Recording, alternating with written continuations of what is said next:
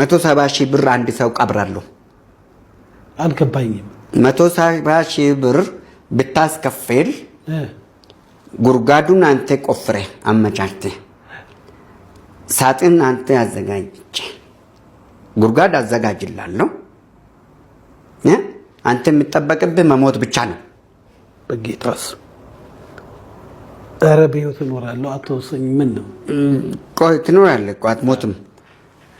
ቆይ 170 ሺህ እኮ አንተ ራስህ ትሞታለህ አይደል? አደገኛ አካሄድ፣ አደገኛ ዘረፋ ነው እኮ አይደለም። ያ 500 ሺህ 200 ሺህ ፉካ ገባ እያልክ አንተ ያመጣው ዋጋ ምንድን ነው? ፌር ነው የኔ 170 ሺህ ብር መክፈል። አንድ 170 ሺህ ብር አለው እንኳን ሞቶ በሕይወቱ አለው። ከወዲሁኑ የሞት ቆጠባ ያስቆጥባለሁ። የሞት ቆጠባ ሂሳብ ደግሞ ለዚህ ደብተር ተከፍቶ ትቆጥባለህ። ስትሞት የምትቀበርበትን ከወዲሁ መቆጠብ አለብህ። ዝም ብለህ መብላት አይደለም። ስትሞትስ ማን ነው የሚቀብርህ? ስለ እቅድን ራዕይን ብቻ ሳይሆን እቅድ ጨፌ የሚል አለኝ ማህበር ጨፌ ዘላቂ ማረፋ የሚል ሰይሜ መጥቻለሁ። ምንድን ነው መንግስት ከሰማኝ የአዲስ አበባ ከተማ መስተዳድር ከሰማኝ 122 ወረዳዎች አሉ አዲስ አበባ ውስጥ 11 ክፍለ ከተማ አለ። 11ም ክፍለ ከተማ ውስጥ 22 ሄክታር ብቻ ለተሞክሮ እንዲሰጡ እንፈልጋለሁ። ምንድን ነው ዘላቂ ማረፊያ ከተማ መስተዳድር ብቻ ሳይሆን እስከ ጠቅላይ ሚኒስትር ድረስ እንዲሰጡ እንፈልጋለሁ። ዘላቂ ማረፊያ ማለት ቀብር ነው። ኦኬ ቀብር ላይ ነው የሚሰራው ዘላቂ ማረፊያ። እኔ ኮኦፕሬቲቭ ነኝ፣ ህብረት ስራ ነኝ። ኮኦፕሬቲቭ ደግሞ በነፃ ሀሳብ እንደዚህ ነው የሚናገረው። የሚሰራውን ይሰራል፣ ስራ ላይ ያምናል። ነፃ ሀሳብ ሆኖ ግን ከመንግስት ጎን ይቆማል። መንግስትን ያነጻል፣ መንግስትን ይደግፋል፣ መንግስት ጎን ይሆናል። እና ዘላቂ ማረፊያ ማለት አሁን ለምሳሌ የትኛውም ቤተክርስቲያን ላይ ስትሄድ የቀብር ቦታ የለም፣ እየጨረሱ ናሉት። ግማሹ ደግሞ ቢዝነስ አድርጎ መሬት ላይ ስላለቀ ህንፃ ገንብቷል። ወደ ላይ እስከ 5ኛ ፎቅ ድረስ የገነቡት ፉካ ብሎ የገነቡት እስከ 3ኛ ህንፃ ድረስ ቀብር ብቻ ሸንሽኖ ዋሻ አድርጎ የቀበሩታሉ፣ እንትን ያዘጋጁታሉ። ብዙ ቤተክርስቲያኖች ፉካ ተብሎ ይገባል እኮ ቦታን ማኔጅ ለማድረግ ነው እኮ በደንብ ለመጠቀም እኮ። መጽሐፍ ቅዱስም አይፈቅድም፣ ቁርአንም አይፈቅድም። ፉካን አትደግፍም? ፉካ መጽሐፍ ቅዱስ ላይ አፈር ነህና ወደ አፈር ትመለሳለህ ተባለ እንጂ በሕይወት እያለ የቤት ኪራይ እያንገላታ መኖሪያ ማደሪያ እየተንከራተትክ ችግር ውስጥ እያለ ከወር ወር ደርሶብኛል ብለህ ኪራይ ከመክፈል እየተሳቀቀ ህዝቡ ሞቶ እንዴት አስከሬን ህንፃ ውስጥ ይኖራል እንዴ? ነውር እኮ ነው ይሄ፣ በፍጹም የማይቻል ነው። ስለዚህ ቢያንስ ለዛውም ደግሞ ፉካው ቢሆን እንኳን 150 ትንሹ ቤተክርስቲያን 150 ሺህ ብር ነው የሚከፈለው።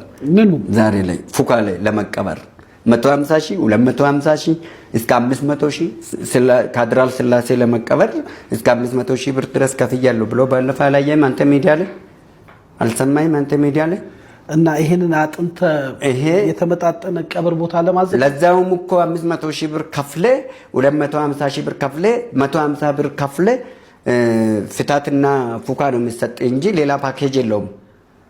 እኔ ግን ሙሉ ፓኬጅ ጋር ነኝ። ጉርጓድ 22 ሄክታር አዲስ አበባ ከተማ ውስጥ 11ዱም ክፍለ ከተማ ላይ 22 ሄክታር እንዲሰጠኝ ፕሮፖዛልን አስቀምጫለሁ። በነፃ ልታስቀብር ነው ባጭሩ ወይ በተመጣጣኝ ዋጋ? ቢያንስ እኔ 170 ሺህ ቀብራለሁ። 170 ሺህ ብር አንድ ሰው ቀብራለሁ። አልገባኝም።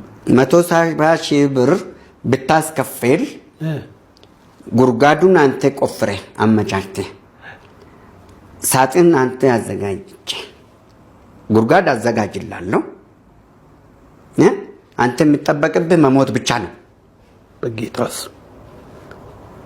ኧረ በሕይወት እኖራለሁ አትወሰኝ። ምን ነው ቆይ ትኖራለህ እኮ አትሞትም።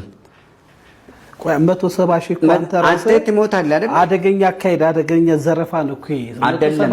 ያ 500 ሺህ 200 ሺህ ፉካ ገባ እያልክ ካንተ ያመጣው ዋጋ ምንድነው? ፌር ነው የኔ 170 ሺህ ብር መክፈል። አንድ ዳ 170 ሺህ ብር አለው እንኳን ሞቶ በህይወቱ አለው። ከወዲሁኑ የሞት ቆጠባ ያስቆጥባለሁ።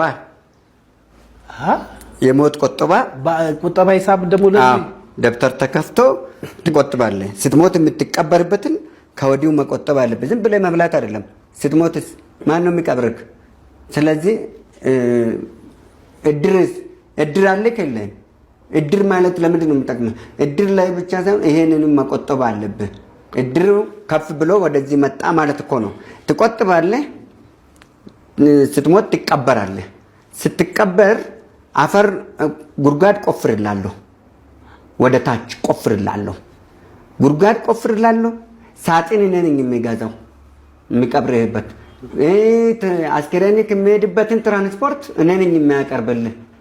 አስከሬን ተሸካሚ አስጨርሰኝ። አስከሬን ተሸካሚ እኔ ነኝ የሚያመጣልህ። ጉድጓድ ቆፋሪ እኔ ነኝ የሚያመጣልህ። ሃይማኖታዊ ስርዓትስ አሁን አንዳንዱ ፕሮቴስታንት፣ አንዳንዱ ኦርቶዶክስ፣ አንዳንዱ ችግር የለውም። አንዳንዱ ሙስሊም መብትክ ነው እሱ፣ ችግር የለውም። እንደየሃይማኖቱ የምታዘጋጀው ለሁሉም ይፈቅዱላል። አንድ ላይ ነው መቀበል ያለበት። የሃይማኖት ሰዎች ይፈቅዱላል። ምን ማለት ነው ሃይማኖት? ምን ሃይማኖት? አንተ በሰው በህይወት እያለ ክልል ኖርክ፣ ስትሞትም ክልል ኖርክ።